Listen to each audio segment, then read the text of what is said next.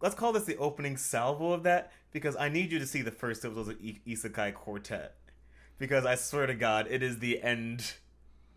No, I can believe that. I've been purposefully avoiding it because it's you know what it kind of reminds me of, and I'm not even sure why it reminds me of this. Maybe as I talk about it, I'll come to understand it. But I remember back in like 2011, 2012 or something like that, one of my favorite series at the time, I think it was either Symbionic Titan or Green Lantern the animated series. They both got canceled around the same time, and then Young Justice limped along for about a year later before getting canned, and then finally coming back early this last year, which was a whole lot of fun too. This year actually came back at the beginning of 2019. We're actually more than halfway through.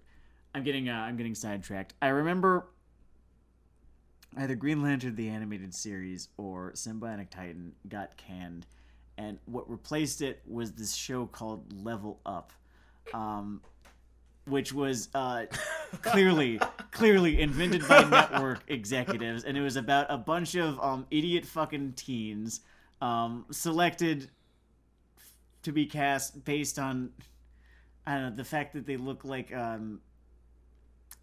stock image models of teens. So this is the Getty Images squad? Not teens as they actually appear, but teens as they sort of appear in the popular consciousness.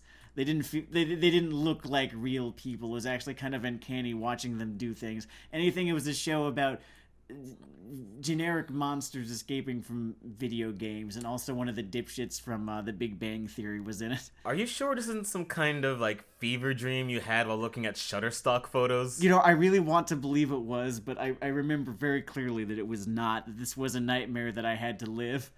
And for whatever reason, I am reminded of this series whenever I see a show kind of like Isekai Quartet, which on the surface has absolutely nothing in common with it, but when you think about it, is a show oh so doubtlessly thrown the fuck together by network executives to pander on a thing that they understand people like, and maybe to the show's credit, these network execs understand why people like it better than the execs at Cartoon Network understand why people like video games.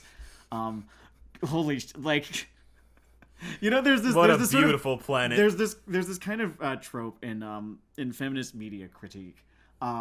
This sort of like this was obviously written by a man, right? You know, like we've all heard that line. Read any Dave Eggers, just to begin with. And then you have a show like that where it's obviously dreamed up by a boomer. That has a definite fingerprint. You can always tell when something was written by five people by five boomers, yeah.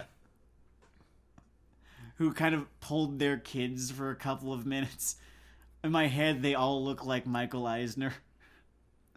What do you think it's like to be one of those network executives' kids? When there are three of you, and you know your focus group, he spaced you out by 3 years apiece to make sure that he caught different waves. Oh, so in my head, they all look, act, and are like, is his name Brett Eisner? Michael Eisner's son, who was the inspiration for a whole lot of ideas at Disney World in the mid to late 90s. Some of them good, some of them not as good.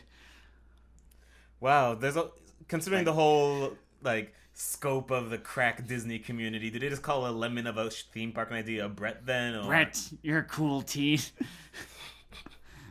Tell me what you want. I want to sleep, Dad. I need more ideas, son. I just want more fuel, more grist for the machine.